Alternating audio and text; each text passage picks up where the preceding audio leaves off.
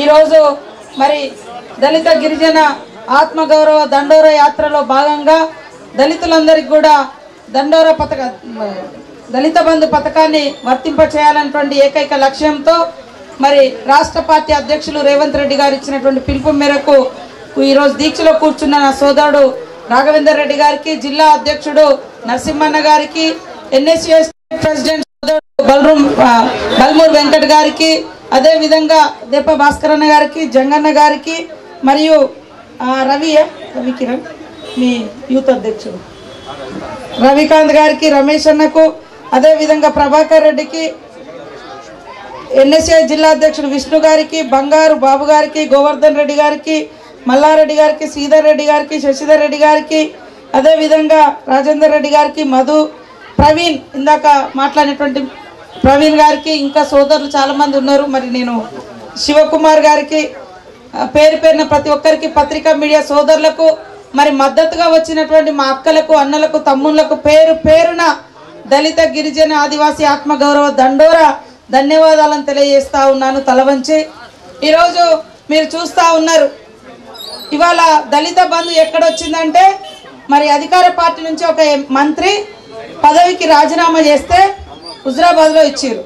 మేము ఇక్కడ ఒకటే అడుగుతున్నాం ఈ దీక్ష నుంచి, అమ్మ సబితమ్మ, మిమ్మల్ని ఏ స్థితిలో ఉంటే కాంగ్రెస్ పార్టీ ఆదరించి మరి 10 సంవత్సరాలు మంత్రిగా చేసి అత్యున్నతమైనటువంటి పదవులు ఇస్తే ఇవాళ ప్రభుత్వం లేదని మంత్రి పదవి కోసం మీరు పార్టీ మారిండ్రు. మీకు మంత్రి పదవి కోసము మిమ్మల్ని గెలిపించిన ప్రజల్ని కూడా వద్దని మీరు పార్టీ మారిండ్రు.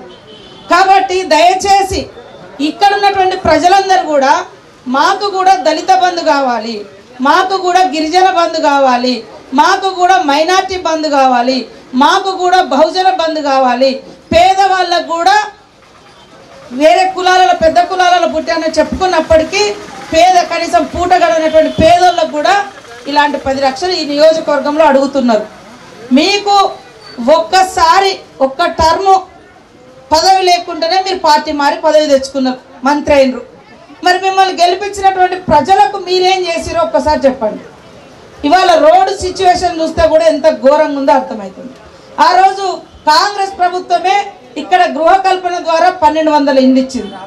అదేవిధంగా దాదాపుగా 900 మందికి 60 గజాల లెక్క ఇంటి జాగాలు ఇచ్చింది. మరి ఇందిరమ్మ ఇండ్లు ఇచ్చింది, ఇంతో ఉద్యోగ అవకాశాలు ఇచ్చిండ్రు, రోడ్లు కానీ, బ్రిడ్జీలు కానీ, ఇండ్లు కానీ ప్రతి ఒక్కటి ఆ రోజు చేసింది, ఫీజు రియంబర్స్మెంట్ కానీ, ఆరోగ్యశ్రీ కానీ ఇవన్నీ. మరి మీరు వచ్చినాక కాంగ్రెస్ను వదిలిపెట్టి టీఆర్ఎస్లో పోయినాక ఏం తీసుకొచ్చారు ఇక్కడికి ఒక్కసారి ఆలోచించండి. నిన్న మంత్రి మల్లారెడ్డి తొడగొట్టుకుంటూ చెప్తున్నాడు నాకు 600 ఎకరాలు ఉంది అని. అమ్మ మీకు ఎవరికైనా 5 ఎకరాలు ఉన్నోళ్ళు ఎక్కడ ఎవరైనా ఉన్నారా? 5 ఎకరాలు ఉన్నోళ్ళు ఉన్నారా? 5 గుంటలు కూడా ఉన్నోళ్ళు లేరు. అవునా కాదా? ఉన్నాయి అమ్మ, మీకు భూములు ఉన్నాయా? కేసీఆర్ గారు 600 ఎకరాలు ఉన్నటువంటి మల్లారెడ్డి లాంటి వాళ్ళకు కూడా 1000 ఎకరాలు ఉండొచ్చు, ఆయనకి ఇంకా 2000 ఉండొచ్చు, కానీ బయటికి చెప్పింది మాత్రం 600 ఎకరాలు అంటున్నాడు. అంటే చెప్పుకున్నదే 600 అంటే చెప్పండి ఎంత ఉన్నదో, ఇంకా కబ్జాలు బొచ్చడు ఉన్నాయి. అలాంటి వాళ్లకు రైతు బంధిస్తా ఉన్నాడు. సంవత్సరానికి ఎకరానికి 10,000, ఎకరం ఉన్న వాళ్ళకు 10,000 వచ్చినాయి. 600 ఎకరాలు ఉన్న మల్లారెడ్డి లాంటి వాళ్ళకి ఎన్ని వందలు వచ్చినాయి? 60 లక్షలు వస్తాయి. 60 లక్షలు. ఆయన మంత్రి, ఆయన కాలేజీలు ఉన్నాయి. 600 ఎకరాల అఫీషియల్ అనౌన్స్మెంట్ ఆసామి అఫీషియల్గా బయటపడేది. అలాంటి వాళ్లకు కేసీఆర్ గారు మీలాంటి వాళ్ళను, ఇక్కడ మనలాంటి వాళ్ళను 10 రూపాయలకు దొరికేటువంటి ఒక జాకెట్ ముక్కో ఒక ఏదైనా వస్తువు ఉంటే దానికి 20 పెరిగింది రేటు. పప్పు రేటు కాంగ్రెస్ ఉన్నప్పుడు 50 రూపాయలు ఉండే, ఇప్పుడు 150 దాకా పెరిగింది. నూనె రేటు పెంచిరు. పెట్రోల్ 33 రూపాయలకు వస్తుంది, దాన్ని 105 రూపాయలు చేసారు. బయట పెట్రోల్ రావాలంటే పెట్రోల్ పుట్టే కాడ 33 రూపాయలు మనకు అమ్ముతారు. వీళ్ళు సెంట్రల్ గవర్నమెంట్, స్టేట్ గవర్నమెంట్ 105 రూపాయలు పెంచి మనం బస్సు ఎక్కితే ట్యాక్స్ పెరిగింది. మన మొగోళ్ళు తాగేటువంటి లిక్కర్ దాన్ని రేటు పెంచారు. అన్ని రేట్లు పెంచి కరెంటు బిల్లులు తగ్గియలే. కరోనా కష్టం వచ్చి పేదలంతా కూడా పస్తులు ఉన్నారు, పనులు లేక లాక్డౌన్ తోటి ఇబ్బందులు పడుతుంటే కనీసం కరెంటు బిల్లులు రద్దు చేసిండా? మరి ఇంటి కిరాయిలు రద్దు చేయాలన్నాడు, కనీసం ఒక ఇంటికో 5,000 10,000 పంచిండా? అదనంగా ఇవ్వలే. మనం అందరం పన్నులు కడితే వచ్చే డబ్బును కేసీఆర్ గారు అలాంటి వాళ్ళకు మల్లారెడ్డి లాంటి వాళ్ళకు సంవత్సరం తిరగక ముందే 60 లక్షలు 70 లక్షలు కేసీఆర్ గారి ఫామ్ హౌస్ ఎన్ని ఎకరాలు ఉన్నదో దానికి ఎంత పోతుందో, వాళ్ళ కరెంటు ఫ్రీ, వాళ్ళకు రైతు బంధు సంవత్సరం తిరగంగానే 60-70 లక్షలు. అట్లా ఈ 4 ఏళ్లలో ఒక మల్లారెడ్డి 600 ఎకరాలకే 2.5 కోట్ల దాకా తీసుకున్నాడు. అది ఎవరి సొమ్ము? 2.5 కోట్లు. నిజంగా ఈ నియోజకవర్గంలో కనుక పేదోళ్ళకి ఇస్తే ప్రతి ఒక్కరికి ఇల్లు, ప్రతి ఒక్కరికి ఉపాధి, మినిమం మామూలుగా పేదోళ్ళందరికీ లక్ష ఇచ్చిన చిన్న దుకాణమో కిరాణమో ఒక ఇస్త్రీ కొట్టో ఏదో ఒకటి పెట్టుకునేటోళ్ళు. అంటే కేసీఆర్ గారు పేదోళ్ళను కొట్టి ఆసాంలో భూసాంలకు మల్లారెడ్డి లాంటి వాళ్ళని బాగు చేస్తున్నాడు. కాకులను కొట్టి గద్దలకేసిరంట చూడు. మనమేమో కష్టపడుతున్నాం, వాళ్ళేమో కూర్చొని కోట్లు తీసుకుంటా ఉన్నారు. అందుకోసమే దళిత బంధు ఓట్ల బంధు కాకూడదు. ప్రజలందరికి ఉపయోగపడాలి, ప్రజలందరూ బాగుపడాలి. ఇదే ఇబ్రహీంపట్నం ఏరియాలో ఆ రోజు ఇందిరమ్మ దళితులకు, గిరిజనులకు, పేదలకు ఎన్ని భూములు పంచారు. ఇలా కేసీఆర్ వచ్చినాక ఇది ఫార్మాసిటీ చేస్తా అని చెప్పి మనోళ్ళ దగ్గర 6 లక్షలకు 5 లక్షలకు ఇచ్చి ఎకరం భూమి తీసుకొని వాళ్ళు 1.5 కోటి అమ్ముకుంటా ఉన్నారు కేటీఆర్. కాబట్టి మీరందరూ కూడా అర్థం చేసుకోవాలి, కాంగ్రెస్ తోటే ఈ దేశానికి స్వాతంత్రం వచ్చింది అంటే కాంగ్రెస్ మూలంగానే, తెలంగాణ ఇచ్చిందంటే కాంగ్రెస్ మూలంగానే, పేదోళ్ళకి ఇవాళ బతికే అటువంటి అవకాశం దొరికిందంటే కాంగ్రెస్ మూలంగానే, ఇవాళ దళిత గిరిజనులకు రిజర్వేషన్స్ వచ్చినాయి అంటేనే కాంగ్రెస్ మూలంగా, రాజ్యాంగం రాయించిందే కాంగ్రెస్ ప్రభుత్వం. కాబట్టి మీరందరూ కూడా మరి కాంగ్రెస్ పార్టీని ఆదరించండి. ఈరోజు పెరిగినటువంటి నిత్యావసర వస్తువుల ధరలు ఆలోచించండి. మనకిచ్చే 2000 పింఛను 10,000 సార్లు చెప్తాడు ముఖ్యమంత్రి కేసీఆర్ గారు, మీకు పింఛన్ ఇస్తానా అని. ఇక్కడ అమ్మ నిలబడేది కానిస్టేబుల్, ఆమె నౌకరు చేస్తే వాళ్ళ అయ్యవకు పింఛన్ బంద్. కేసీఆర్ ఇంట్లో మాత్రం 5-6 మాత్రం పదవులలో ఉండొచ్చు. మీ కొడుకు ఒక అటెండర్ నౌకరు చేస్తే గవర్నమెంట్ది, నీకు పింఛన్ బంద్. ఇంట్లో 2 ముసలోళ్ళు ఉంటే ఒక్కరికి పింఛన్ కట్టు, ఎందుకంటే రాష్ట్ర ఆదాయానికి గండి పడుతుంది. మరి 600-700 1000 ఎకరాలు ఉన్న వాళ్ళకి మాత్రం వాళ్ళు వ్యవసాయం చేయకున్నా, వాళ్ళు ఇట్లా చెమటోడ్చకున్నా, ఉత్పత్తి చేయకున్నా వాళ్ళకు మాత్రం కోట్లు పేదోళ్ళను కొట్టి కేసీఆర్ ఇస్తా ఉండు. మీరు అనుకుంటున్నారు అరే మాకు 2000 వస్తున్నాయి. 2000 కాదు, ఆడ సంవత్సరం తిరగక ముందే 60-70 లక్షలు ఒక్కొక్కరి ఇళ్లలో పెడతా ఉన్నాడు. దమ్ముంటే ఈ ప్రభుత్వానికి చిత్తశుద్ధి ఉంటే ఏ మంత్రికి ఎన్నెన్ని లక్షలు రైతు బంధు పేరు మీద ముఖ్యమంత్రితో సహా నాతో సహా అందరిది బయట పెట్టాలి, ప్రజల ముందు పెట్టాలి.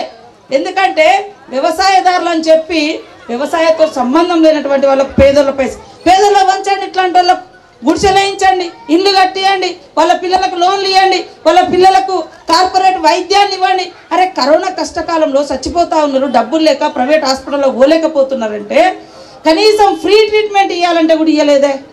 ఎంత దారుణంగా ఇవాళ అక్కడ హుజరాబాద్లో గెలవాలంటే 1200 కోట్లు 5000 కోట్లు వెంటనే రిలీజ్ చేస్తాను. పేదోడి బతుకు మీద లేదా రాష్ట్రంలో ఉన్నటువంటి ప్రజల యొక్క ఆరోగ్యం మీద ఈ ప్రభుత్వానికి ఎంత శ్రద్ధ ఉందో ఒక్కసారి ఆలోచించండి. అరే మనము పూట గడవడమే కష్టం ఉంది, కార్పొరేట్ వైద్యం ఎక్కడ వస్తుంది, కార్పొరేట్ ప్రైవేట్ స్కూల్లో ఎక్కడ చదువుతాం. ఇక రేపటి నుంచి స్కూల్ ఓపెన్ చేయమన్నారు. నేను పోయి మా ఊర్లలో అన్ని సంవత్సరంన్నర అయింది కదా అని పోతే కాంగ్రెస్ ప్రభుత్వం కట్టిన బళ్ళు, గత ప్రభుత్వాలు ఇచ్చిన రోడ్లు గవ్వే కనబడతాయి. వీళ్ళు ఇంకా కొత్తగా స్కూల్ వేయరు, ఎందుకంటే స్కూళ్ళల్లో పేదల పిల్లలు చదివితే వాళ్ళు విద్యావేత్తలు అయితే మా కింద పనిచేయరు, మేము చెప్పినట్టు వినరు. స్కూళ్ళల్లో డిఎస్సి లేదు ఇప్పటి వరకు, ఎక్కడ కూడా ఒక్క టీచర్ నియామకం కూడా కొత్తగా లేదు. ఇవాళ 1వ తరగతి నుంచి 5వ తరగతి వరకు ఒక్కరే టీచర్ అంట, రేషనలైజేషన్. ఇవాళ ఈ రకంగా క్లాసులు కూడా లేనటువంటి పరిస్థితి, టీచర్ కూడా లేవు. బళ్ళు ఓపెన్ చేయండి అన్నారు. బళ్ళు ఓపెన్ చేయండి, మరి శానిటైజర్ ఇవ్వాలి కదా, మాస్కులు ఇవ్వాలి కదా, పిల్లలకు పుస్తకాలు ఇవ్వాలి కదా, పిల్లలకు యూనిఫామ్ ఇవ్వాలి కదా. ఇవన్నీ ఏమి ఇవ్వకుండా పోండి బడికంటే పేదల పిల్లలు పోయి బళ్ళే కూర్చుంటారు. ఆడ బడి పంతులు ఉన్నాడు, ఆ పైనుంచి వర్షం పడుతుంటుంది. కార్పొరేట్ కాలేజీలోకి డబ్బులు రావాలి, కార్పొరేట్ ప్రైవేట్ యాజమాన్యాలకు డబ్బులు ఇప్పించి వాళ్ళ దగ్గర పాపం ఈయన డబ్బులు తీసుకున్నట్టున్నారు ముఖ్యమంత్రి గారు, మంత్రులు. అందుకనే స్కూల్ ఓపెన్ చేయండి అని అన్నారు. స్కూల్ ఓపెన్ చేయాలంటే ఒక ఇంట్లో పోతున్నామంటే ఇల్లు శుభ్రం చేసుకోవాలి, దానికి రూపాయి కూడా ఇవ్వలేదు. ఇళ్ళ రిపేర్, ఆ స్కూళ్ళ రిపేర్లకు రూపాయి ఇచ్చేలేదు. మంత్రి గారికి ఒకటే చెప్తున్నాం, విద్యాశాఖ మంత్రి గారు మీకు నిజంగా చిత్తశుద్ధి ఉంటే అక్కడున్న రైతు బంధు ఇక్కడ రావాలంటే మీరు అధికారంలో ఉన్నారు, ఒక పార్టీ నుంచి ఇంకొక పార్టీ అధికారం కోసం పోయినరు, రాజీనామా చేసి మీరు టీఆర్ఎస్ పార్టీ తరఫున గెలవండి. ఈ క్రమంలో ఈ నియోజకవర్గ ప్రజలందరికీ కూడా న్యాయం జరుగుతుందని మేము భావిస్తూ ఉన్నాం.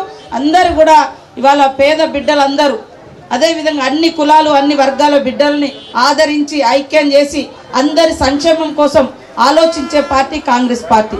దయచేసి కాంగ్రెస్ పార్టీని ఆదరించండి, గెలిపించండి. కాంగ్రెస్ పార్టీ వెంట ఉండండి. కాంగ్రెస్ పార్టీ మీ వెంట ఉంటుంది. మీ బతుకులు మార్చేంత వరకు మీకు తోడుగా ఉంటుంది, మంచి పరిపాలన అందిస్తుందని రేవంత్ రెడ్డి గారి నాయకత్వంలో అందరికీ సంక్షేమ ఫలాలు అందుతాయని సందర్భంగా తెలియజేస్తూ మా సోదరుడు మరి మీరందరూ కూడా టీవీలలో పొద్దున్న లేవగానే గూవ గుడెళ్ళు అనే విధంగా అవతలని దంచగొట్టే మా దయాకరణ వచ్చిండు. మరి వారిని మాట్లాడాల్సిందిగా ఈ సందర్భంగా విజ్ఞప్తి చేస్తున్నాను.